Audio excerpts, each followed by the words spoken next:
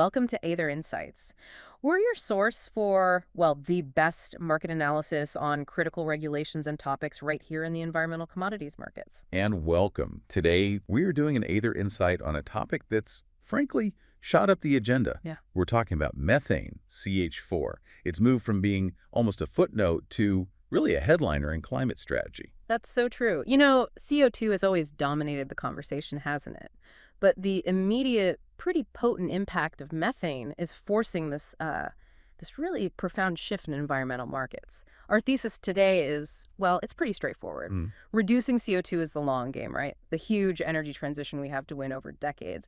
But tackling methane, that's the high leverage battle we absolutely have to win now just to buy ourselves some time. And you can really see the market starting to react with that urgency. Yeah. So our mission for this Aither Insight is really to unpack that urgency around methane. We want to explore these, cutting edge innovations you see in agriculture, but also waste energy, and then highlight the emerging opportunities, the really high impact chances for project developers, and importantly, for investors like you who are looking for those rapid climate wins. Definitely. And I think to really feel that urgency, you have to start with the basic science, the physics of it. Methane, it's the second most important greenhouse gas caused by human activity. Right, after CO2. Exactly. But the key thing is its lifetime in the atmosphere. It's much shorter than CO2, typically at around a decade or so. But while it's up there, its power, its potency is just immense. And we measure that with the global warming potential, the GWP, right? That ratio of potency over time. Precisely. And this is where it gets sometimes a bit misleading if you only look long term. Over 100 years, methane's GWP is about 28 times that of CO2. Still significant, obviously. Yeah. But that 100-year view can kind of mask the immediate punch it packs. If you look at the really critical time frame, say the next 20 years, that GWP number just skyrockets. It jumps to 82.5 times that of CO2. Wow, 82.5. So basically, a kilogram of methane released today traps over 80 times the heat that a kilo of CO2 would over the next couple of decades. That's exactly it. And that's precisely why policymakers, especially those really focused on hitting those ambitious 2030 climate targets, are zeroing in on that 20-year GWP. Makes sense. Because methane is responsible for, at least a quarter of the global warming we're seeing right now. So cutting CH4 emissions sharply right now offers the biggest, quickest climate benefit we can possibly get. It's like slamming the brakes on near-term temperature rise while, the huge decades-long job of decarbonizing global power and industry gets underway. So it's arguably the most critical lever we have for immediate impact. I'd say so. It makes methane abatement maybe the single most crucial climate intervention we can deploy right now. Okay, that really sets the stage for why we're seeing, serious capital starting to flow into this space. So let's start where the biggest chunk of the problem lies globally, agriculture. We're really stepping into a new frontier here, focused almost entirely on livestock methane. The scale is just huge. Yeah. The source is very concentrated.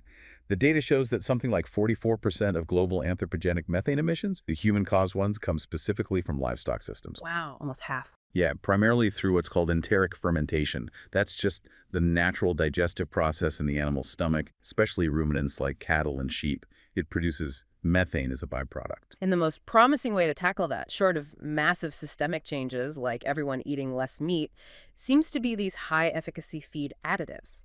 Our sources looked at, the 10 leading types, but only a few really showed strong enough results for commercial use. Yeah, the field kind of narrows down pretty quickly when you look at the hard data. The first big one is a synthetic product. It's called 3-nitroxypropanol, or just 3-NOP for short. 3-NOP. Okay, and that one has solid science behind it. It really does. It's kind of the gold standard right now in terms of evidence. Lots of peer-reviewed studies backing it up. And it consistently delivers, over 20% reduction in enteric methane, sometimes more. Okay, over 20%. That's significant. Are there other benefits? Well, manufacturers point to a potential co-benefit, which is slightly improved feed efficiency. The thinking is, if the animal isn't losing energy making methane, that energy might go towards growth or milk production instead. Right, makes sense. But there must be challenges, otherwise everyone would be using it. Oh, absolutely. And 3-NOP faces a really critical logistical hurdle that kind of illustrates the whole problem of scaling these things globally. The effect, the methane reduction. It's surprisingly short-lived. How short? Studies in dairy cattle showed the difference in methane emissions basically disappeared less than 6 hours after the cow ate the supplement. 6 hours. Okay, so if the effect wears off that fast, you can't just, give it to them once a day. Exactly. It fundamentally changes the delivery system you need. Yeah. It means you need very specific, continuous delivery to keep it working throughout the day, Right. which is why 3-NOP is really only validated right now for what are called total mixed rations, or TMR systems. Okay, explain TMR for us. So TMR is basically a precisely measured, nutritionally balanced feed blend. It's mixed together and then delivered to the animals multiple times a day. It's the standard practice in, say, intensive dairy operations or large feedlots where cows are confined. Got it. So you're essentially microdosing the additive constantly throughout the day in their feed. You got it. But what about, the vast majority of cattle around the world, the ones out grazing on pasture? They don't get TMR. And that is the massive hurdle. For grazing systems, which, let's be clear, represent the bulk of the global herd, animals aren't getting that constant TMR feed. They might get a supplement maybe once or twice a day at milking time, or even less often through something like a mineral lick block out in the field. So pulsed intake, basically. Right. And if they only get the additive briefly, that mitigation effect is just lost almost immediately once the dose wears off.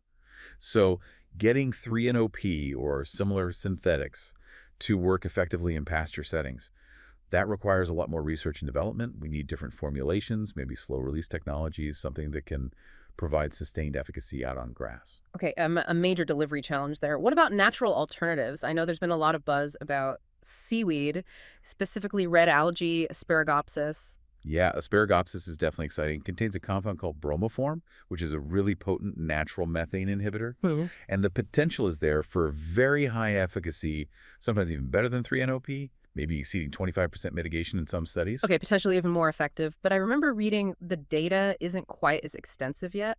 That's the caveat. It has less supporting data overall compared to 3-NOP.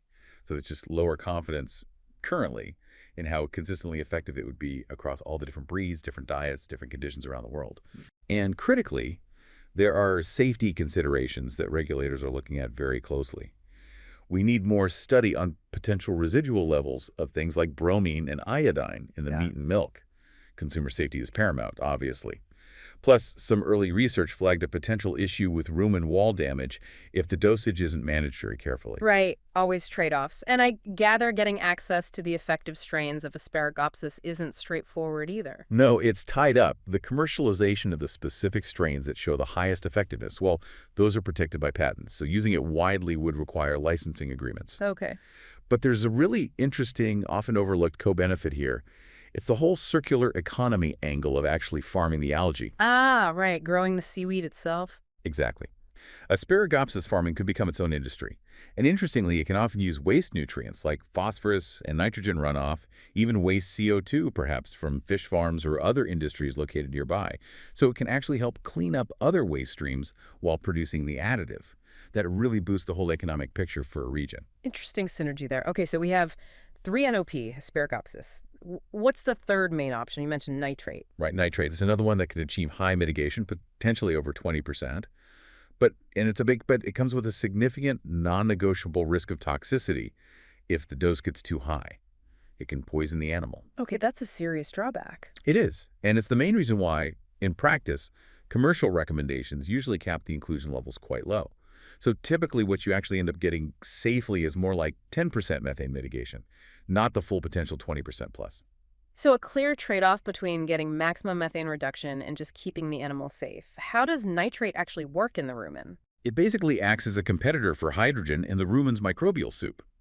See, methane is formed when microbes use hydrogen.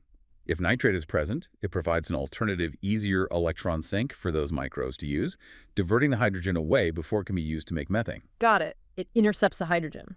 Essentially, yeah. It helps the digestive system clean up that byproduct hydrogen before it becomes CH4. Okay, so we have these chemistries, synthetic natural mineral that clearly can reduce methane. But this leads us straight into what seems like the critical economic roadblock identified in our sources. This glaring mismatch between the available tech and what the market, meaning the farmers, actually want or demand. This is such a crucial point for anyone thinking about investing in this space. The technology, from a pure climate mitigation perspective, works. But here's the finding. Almost no additive currently shows really robust, consistent evidence of boosting productivity or feed efficiency by more than 10%. Only 10%. Often less. Or the evidence is just weak or variable. So that financial co-benefit for the farmer is minimal. or maybe not even there at all in many cases. But when livestock managers themselves were surveyed about adopting new feed products, what was their main driver? Overwhelmingly financial and performance-based. Something like 92% said their top priorities were animal performance growth, milk yield, and feed efficiency. That's what motivates them to buy any feed product. Oh. And crucially, they kind of expected methane additives to deliver those same financial gains. So they see additive and think performance enhancer, but these methane ones often don't deliver that in a big way. Exactly. So without that strong, proven co-benefit that clearly justifies the extra cost of this new additive, their willingness to pay for it is just extremely low. They see it purely as a cost, maybe for regulatory compliance or social license, but not as an investment that pays back directly on the farm balance sheet. And how low is extremely low? What were they willing to pay? The survey suggested maybe 1% to 5% more for feed containing the additive, but pushed the price much beyond that. They just balked. The demand wasn't there. Only 1 to 5% more. That's not a lot of room for the additive manufacturers. And this lack of inherent financial pull is made worse by how manufacturers are targeting their efforts, right? The market segmentation. Yes, it creates a real disconnect. Mhm. Because delivery is easier and more consistent, manufacturers are logically prioritizing those intensive feedlot and TMR dairy systems as their highest priority markets. Right, the TMR systems we talked about where continuous dosing work. Correct. And this figure just blew me away when I saw those easily accessible feedlot and intensive dairy systems. They only contribute about 2.1% of total global enteric methane emissions. Wait, only 2.1%. That's a tiny fraction of the overall problem. Tiny. It creates this huge mismatch. The vast majority of emissions, the really big prize from a climate perspective, comes from the global grazing industry. That sector represents something like 37.4% of enteric emissions, coming from animals on grasslands and mixed farming systems. Okay, so 37% versus 2%. Right. But that massive grazing sector, the high-volume, hard-to-reach market, it's largely being ignored by manufacturers as an extremely high-priority target right now. Why? Because of the cost and the sheer difficulty of delivering the additives effectively in those pasture environments. So the manufacturers are focusing all their energy on the easiest 2% of the market, not the most impactful 37% of the market. Precisely. And the reason they're avoiding the grazing systems comes right back to that R&D hurdle we discussed earlier. For those pasture-based animals, you need robust, maybe novel delivery systems that can handle that pulsed intake, maybe feeding only a couple of times a week or via a lick block or something else entirely, and still achieve sustained methane mitigation. Right. The current chemistries like 3-NOP just aren't really designed for that kind of slow release mechanism. Not yet. We need things like perhaps long-lasting slow-release boluses that sit in the rumen, or maybe even smart feeders out in the field that can identify individual animals and give them a precise dose. But developing and improving those systems, that's a fundamental R&D gap, and it's arguably the single biggest bottleneck right now in scaling up agricultural methane abatement globally. So summing up the agricultural side, we have the basic chemistry to reduce methane, but we seriously lack the durable, field-ready engineering and delivery systems to apply it effectively and affordably where it matters most, which is out on pasture with the majority of the world's livestock. That really captures the essence of the agricultural challenge. The current additive systems are largely insufficient for global use in pasture settings. And until that delivery puzzle is solved, methane abatement in this huge sector is going to rely very heavily on external incentives. Things like carbon credits, subsidies, something to make it pay when the inherent co-benefits aren't strong enough. Okay, let's shift gears completely now. We need to move beyond livestock and look at the other major source of methane emissions, fugitive emissions. These are the unintended leaks, especially from the energy sector, oil and gas infrastructure, and also from the waste sector. And here, the big innovation story isn't so much about chemistry, but more about high-tech detection, verification, and then utilization or capture. Absolutely. And the real game changer here has been the rise of high-resolution satellite monitoring, the MRV piece. It's fundamentally changing our ability to track, quantify, and ultimately regulate fugitive emissions, because historically they've often been large, unpredictable, and frankly, vastly underestimated in the traditional ways we counted emissions. Can you give us a concrete example of how much better this new satellite tech is?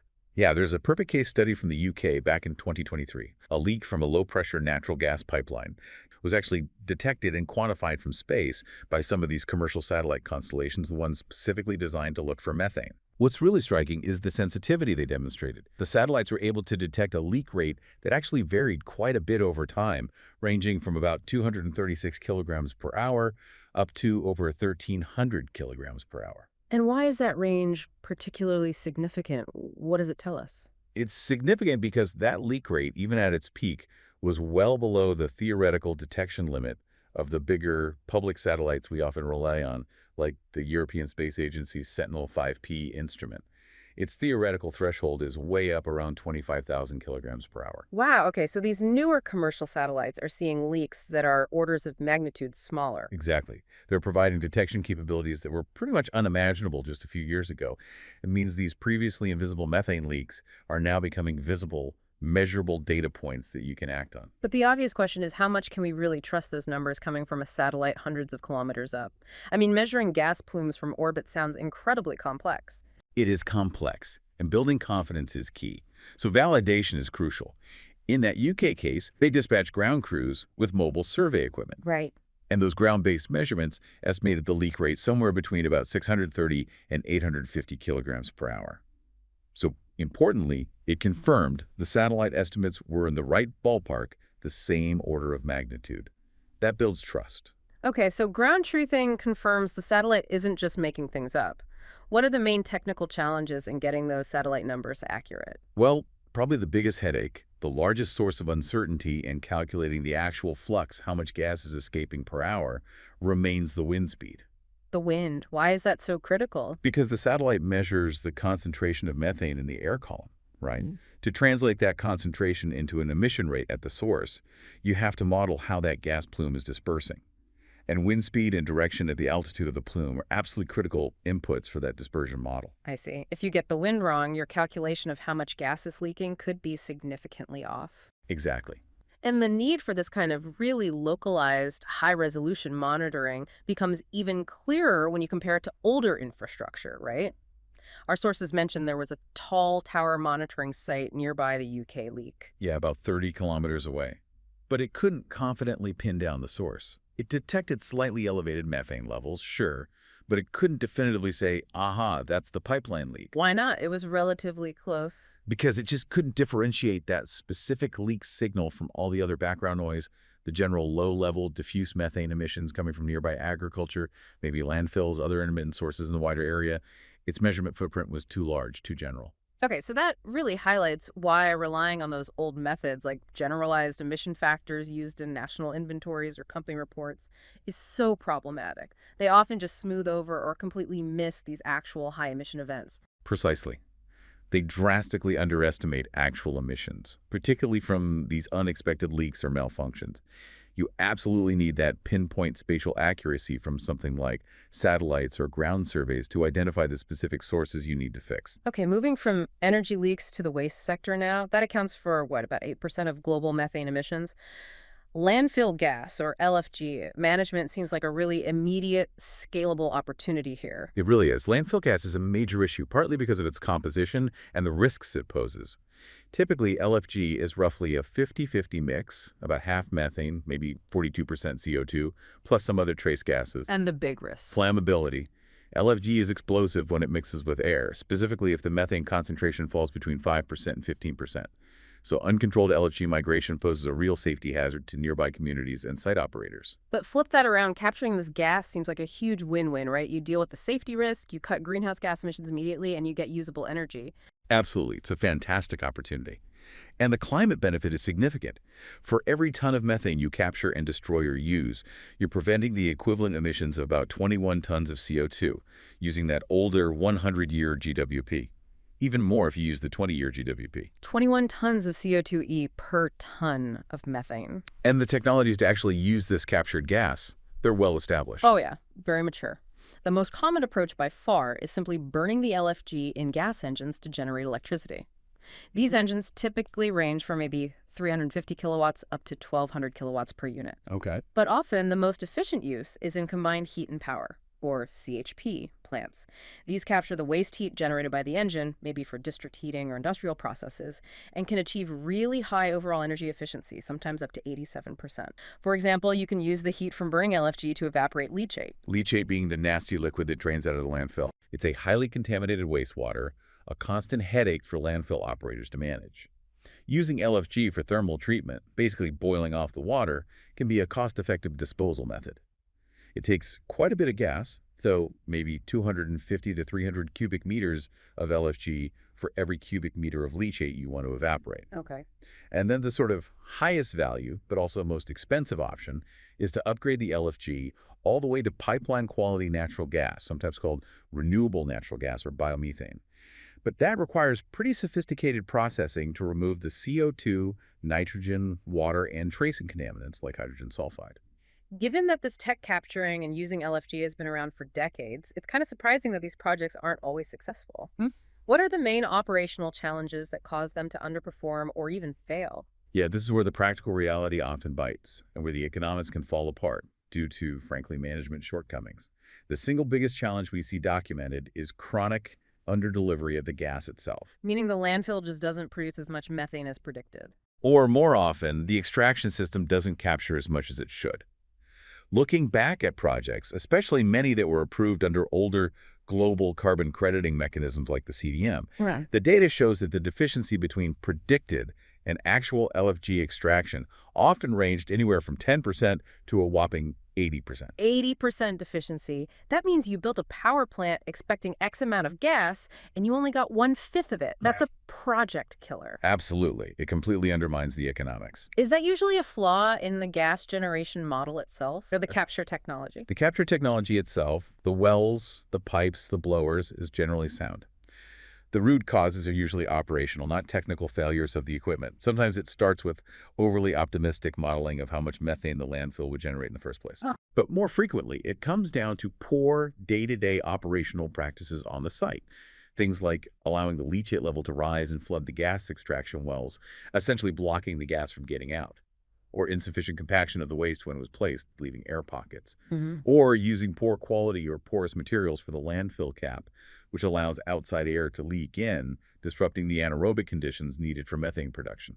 So it really sounds like the success of an LFG project, whether it's generating valuable carbon credits or reliable power revenue, depends almost entirely on really diligent, high-quality site management and ongoing operations and maintenance. That's exactly right.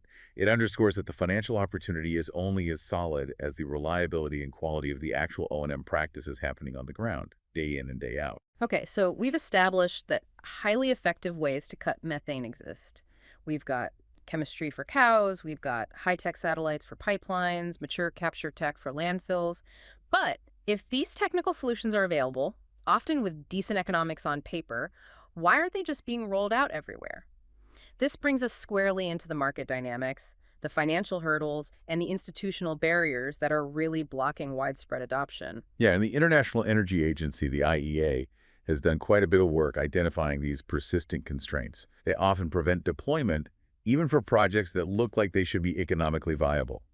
And understanding these is really key for any investor assessing the true risk profile here. So what are those main barriers the IEA points to? They generally fall under about three main buckets. First, a lack of technical expertise.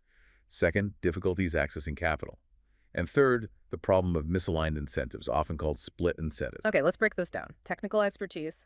Yeah, many companies, maybe smaller operators or especially national oil companies in developing countries, might simply lack the in-house know-how to even design, implement, and operate these methane abatement projects effectively. Right. Capital access. This is a big one.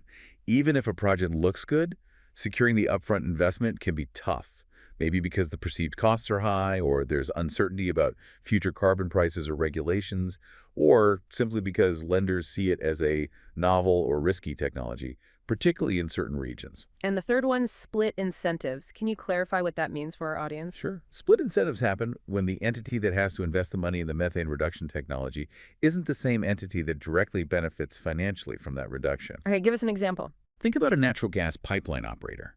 They might need to spend millions on advanced satellite monitoring and leak repair crews. But the financial savings from selling that tiny bit of extra gas they saved might not actually flow back to them. Maybe they operate under fixed price, long-term contracts, or the value of the saved gas is just too small compared to the monitoring cost. Or maybe there just isn't a functioning market mechanism, like carbon credits, that allows them to monetize the climate benefit of reducing those emissions. Got it. So essentially, they're being asked to solve a global climate problem largely at their own expense without a clear, direct financial return on that investment. Precisely. And this whole problem is magnified by that issue of perceived cost, especially when, as we saw starkly in the agriculture sector, there aren't clear, strong productivity co-benefits. Right. Without the promise of making more milk or growing bigger cows, the farmer isn't interested. Exactly. So in the absence of those robust internal financial drivers, you absolutely need external incentives to drive widespread adoption. Remember that cost sensitivity in livestock. 57% of feed manufacturers called additive caused a high or extremely high barrier. If the end market, the farmer, the consumer, isn't willing to pay a premium, then the capital has to come from somewhere else. So if that internal business case is often weak or missing, how are we mobilizing the necessary capital? What are the financing tools and mechanisms that are actually starting to drive investment into methane abatement now? Well, the finance world has gotten pretty creative here, developing several tools specifically aimed at these kinds of high-leverage environmental goals. One major trend is the growing use of sustainability-linked bonds and loans, or SLBs and SLLs. Okay, how do those work? What's the appeal for an investor?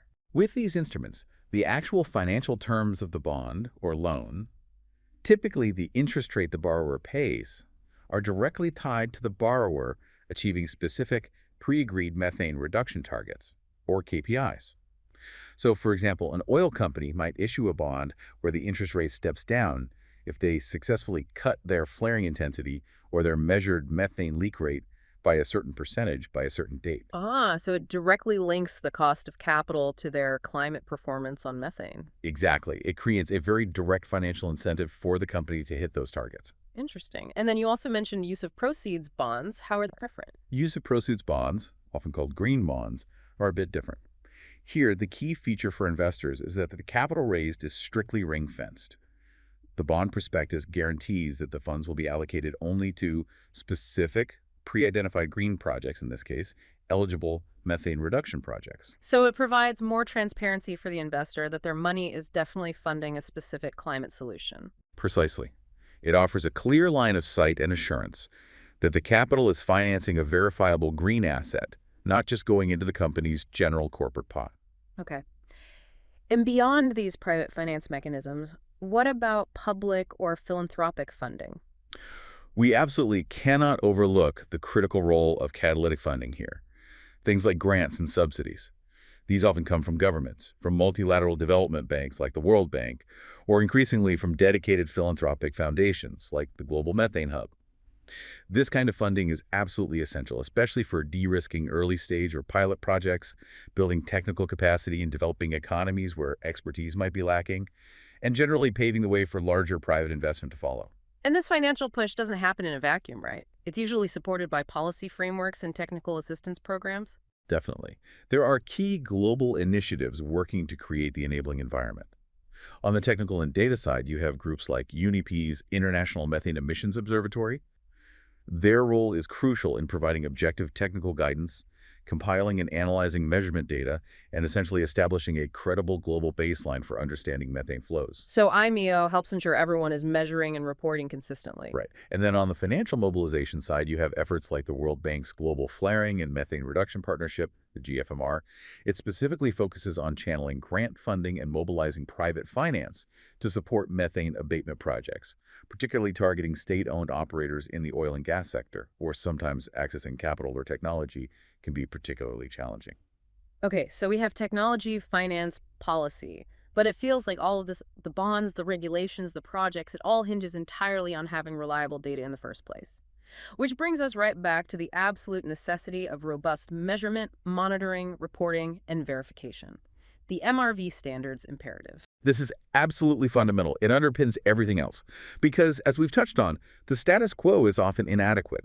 Most current country inventories, and even many company reports, still rely heavily on using standardized emission factors. Meaning generic estimates. Yeah, basically generic assumptions about how much methane is typically emitted per unit of activity, like per cow or per kilometer of pipeline or per ton of waste in a landfill. You just multiply that factor by your activity data. And the problem? The problem, as the satellite data is now making crystal clear, is that this generic approach often drastically underestimates actual emissions. It completely misses the real-world variability, especially the impact of those unpredictable high-emitting leaks or process malfunctions, the so-called super emitters, which can account for a huge chunk of total emissions. So the whole industry, globally, needs to rapidly shift from relying on these broad estimates to using verified, measured data points as the basis for reporting and action. That's the paradigm shift that's underway. And making that shift requires internationally recognized, harmonized MRV standards. We're seeing these emerge now. Initiatives like the Oil and Gas Methane Partnership, OGMP 2.0, are setting new benchmarks for the fossil fuel sector, moving towards measurement-based reporting. Similarly, you have groups like the Clean Coalition focusing on LNG supply chains. And why are these harmonized standards so crucial, especially for international markets? Because they establish reliable, verifiable, comparable metrics based on actual measurement, not just estimates. And this is essential for buyers, particularly in international trade. Think about it. International trade accounts for a huge slice of global fossil fuel supply, maybe 20% to 40%. Right. If buyers of, say, liquefied natural gas, LNG, can now demand and verify a cargo that has a certified low methane emissions intensity based on OGMP 2.0 compliant measurements all the way up the supply chain. Then that creates a direct financial incentive for the upstream gas producer to actually invest in the detection technology and fix the leaks. Because now they can get potentially preferential market access or maybe even a premium price for that cleaner gas. Precisely. It translates those environmental standards directly into market signals and commercial pressure. It helps overcome those split incentive problems we talked about earlier, because now there's a tangible reward for the producer who makes the investment in abatement. Okay, so this incredibly complex, interconnected landscape, you've got cutting-edge satellite tech, specialized livestock chemistry, evolving global policies, sophisticated green finance, new MRV standards. It really highlights why navigating this space requires specialized expertise, which naturally brings us to where Aither Group fits in. Exactly. Our role at Aither Group is precisely to help clients navigate this complexity. We guide them through the intricate policy and market dynamics. We help quantify the potential for generating high-impact carbon credits for methane projects. We perform the deep market analysis needed to make sound investment decisions in this rapidly evolving sector. And it's not just about analysis, right? It's also about building capacity. Absolutely. A key part of what we do is assisting clients in capacity building, helping project developers, operators, even policymakers overcome the information gaps, ensuring their projects are not only technically sound, but also economically viable and, crucially, fully compliant with these demanding new international MRV standards like OGMP 2.0. That compliance piece is critical for accessing finance and markets. We help ensure that technical feasibility actually translates into bankable projects and regulatory assurance. Okay, so let's try to wrap up this Aither insight on methane. If you had to distill it down, what's the central takeaway from our discussion today, based on the sources? I think the core theme is that methane represents arguably the highest leverage climate mitigation target we have available right now. Acting on methane offers rapid, significant near-term climate benefits that are essential while the longer CO2 transition unfolds. And we're seeing solutions emerging rapidly across multiple fronts. Right. The technology is advancing. Yeah, from those high-efficacy feed additives, even with their challenges, to the absolute revolution happening in satellite-based MRV for fugitive emissions. And alongside the tech, the financial tools are evolving too, the sustainability-linked finance, the growing carbon market mechanisms specifically targeting methane. But There's always a but. the immediate major challenge remains bridging that often enormous gap between what is technically possible and what is actually economically viable and scalable on the ground. This is especially true, as we discussed, for those really hard-to-reach sectors, particularly grazing livestock systems, where the R&D for cost-effective, sustained delivery mechanisms is still lagging significantly behind the chemistry. Which leads us nicely into our final, maybe provocative thought for you, our listeners, to consider as you think about opportunities in this methane space. Yeah, something that really stood out from our analysis is this. The pipeline for discovering and commercializing genuinely new, safe, and highly effective methane-inhibiting compounds seems to be struggling a bit. Struggling how? Many of the current additive manufacturers seem to operate primarily by licensing existing discoveries, often from university research, or maybe producing bioactives where patents have expired. They often appear to lack the significant budgets needed for truly fundamental blue-sky R&D aimed at finding the next generation of breakthrough inhibitors. So you're saying the future innovation, the next big leap in methane reduction tech, might be overly reliant on public sector research funding, or maybe large philanthropic grants. It appears that way, which leads to the provocative thought. Given the absolutely massive climate leverage that rapid methane reduction offers us, perhaps the largest long-term challenge isn't just regulating the leaks we can find today or funding the immediate deployment of existing tech. Maybe the biggest bottleneck, looking at a decade or more, is actually funding the necessary basic R&D. The science needed to provide the industry, especially agriculture, with entirely new classes of additives.